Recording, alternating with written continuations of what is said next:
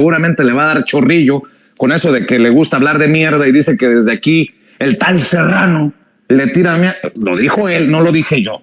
Que soy un texto servidor, que soy un periodista de mentiras, que soy un intelectual de la cuarta. ¿Por qué no me permiten incluir también en la plática a Rafael Barajas, el Fisgón, líder del Instituto Nacional de Formación Política de Morena, el injerencista en el imperio, dice Dolly Esteves, por cierto tema en la mañanera con el presidente Andrés Manuel López Obrador, y uno de los beneficiados del régimen? Yo estoy muy sentido, Fisgón, uno de los mejores caricaturistas de México, porque me tira calabaza a Ricardo Salinas Pliego, pero Loret no me incluye en la lista de los beneficiados del régimen, y a ti sí. Querido Rafael Barajas, estamos en el pitorreo porque no queda más. ¿Cómo estás?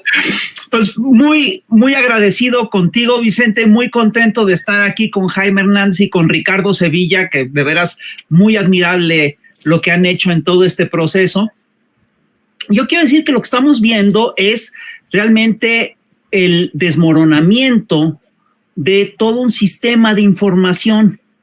Esto que ahorita comentaba Jaime, de que efectivamente durante todo un periodo largo los periodistas básicamente eran, digamos, simplemente caja de resonancia del poder público y que básicamente repetían de manera acrítica lo que se quería que se dijera desde el gobierno, ¿sí? Este sistema cambió, tuvo un cambio importante al pasar en la era neoliberal a la era neoliberal. Y ahí lo que vimos es cómo este periodismo pasó de estar al servicio de un gobierno vertical y autoritario a estar al servicio de un sistema de libre comercio profundamente corrupto y corrompido. Entonces pasaron de las lógicas del chayote a las lógicas de los grandes contratos de publicidad. El chayote era una cosa muy específica. El chayote era básicamente una compensación del salario.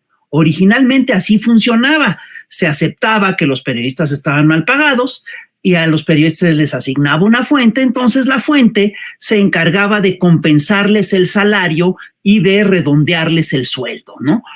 Ahora, esto por supuesto implicaba que el periodista no trabajaba para el periódico, sino que era un empleado de la fuente, ¿no? De la fuente que cubría para el periódico. ¿Te das cuenta? Esto es una distorsión brutal y esto básicamente lo que implicaba es que era un sistema de control de la información que era totalmente metaconstitucional.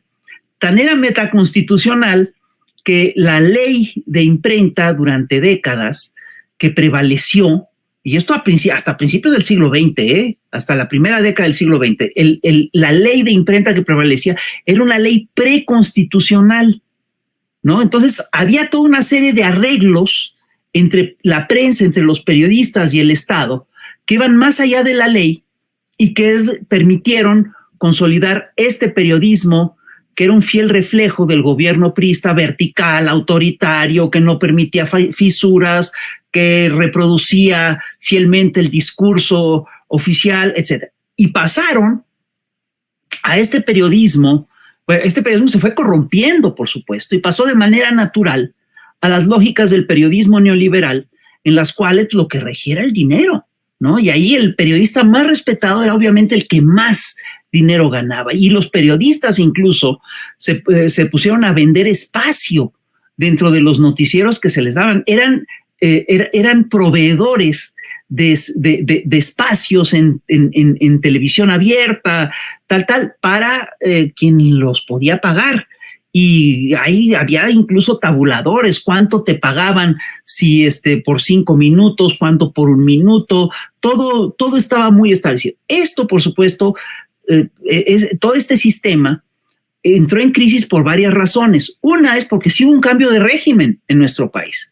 Y este cambio de régimen pues no está a favor de hacer estos enormes contratos publicitarios con esta lógica, pero pasaron más cosas. Una es que los viejos medios entraron en crisis, en descomposición, y surgieron medios alternativos. Es decir, mucha gente hoy no se entera vamos, hasta hace unos 5 o 10 años o 12 años, el grueso de la gente recibía su información de los grandes noticieros de la tele. Ya no es así. El grueso de la gente recibe forma su opinión política a partir de las redes sociales. Es más del 50%, el otro platicaba el compañero Milenio, que es más del 50% el que forma su criterio en las redes sociales. Y en ese sentido, pues los youtubers como tú, pues cobran una importancia muy importante. Perdón por la redundancia, cobran una muy importante relevancia, porque entre otras cosas sí le sirven de contrapeso a estas voces oficialistas. Entonces, ahorita lo que estamos viendo es efectivamente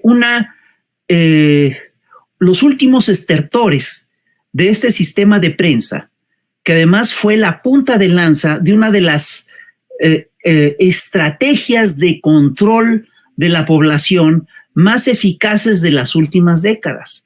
En las últimas décadas, lo que vimos, y esto siempre hay que resaltarlo, es cómo los grandes consorcios masivos de comunicación se alinearon con los grandes poderes fácticos del planeta, con las multinacionales, con las oligarquías nacionales, con la ultraderecha internacional, etcétera, para impulsar agendas que le servían a ese sector y concretamente al proyecto y al modelo neoliberal. Entonces, si tú revisas, lo hemos dicho varias veces, estas son las estrategias que se utilizaron, es decir, la estrategia de medios se utilizó en varias ocasiones para descarrilar los gobiernos progresistas de América Latina. Lo hicieron en Brasil, donde acabaron sacando a Dilma de la presidencia y acabaron metiendo a Lula a la cárcel. Lo hicieron en Ecuador, donde a Rafael Correa incluso lo sacaron del país. Rafael Correa no puede regresar a Ecuador porque tiene unas demandas totalmente chocolatas, pues, pero las tiene, y está amenazado con cárcel. Metieron a la cárcel al vicepresidente Lenín Moreno. En Argentina, Cristina Kirchner sufrió cientos, pero son cientos de litigios mediáticos, y ahorita está embestida, ¿sí? Está echada a andar en nuestro país, está echada a andar en México, esta misma estrategia está echada a andar en México, pero tiene un problema. Y el problema es que está empezando a hacer agua esta estrategia. Y esto es una de las cosas que revela la encuesta de Reforma, que si tú te fijas es muy interesante porque la caída, es decir, el ascenso de la popularidad de Claudia Sheinbaum y sobre todo de Andrés Manuel López Obrador coincide de manera muy exacta con el arranque de las campañas de odio y descrédito en las que participaron ProPublica, Inside Reporter, la Deutsche Welle, el New York Times, el Washington Post, la campaña de bots patrocinada por la Coparmex y por el Atlas Network. Ahí estamos ante un nuevo fenómeno. Y yo sí creo que lo que está ocurriendo es que hay una suerte de toma de conciencia, pero esta toma de conciencia viene aparejada con el desmoronamiento de todo un sistema de opinión pública, de todo un sistema de información que fue hegemónico durante décadas, ¿sí?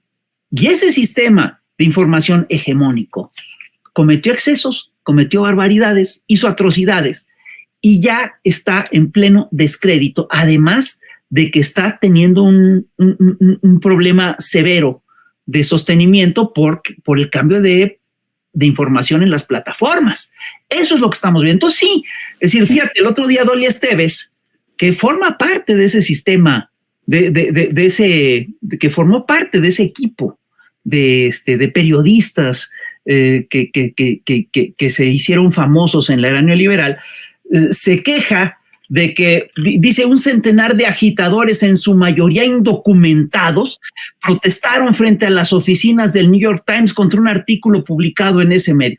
Y dice una cosa que es muy curiosa, dice que no fue una expresión de apoyo espontánea de inmigrantes, sino que fue un acto orquestado por un puñado de fanáticos dispuestos a dar la vida por el amado líder.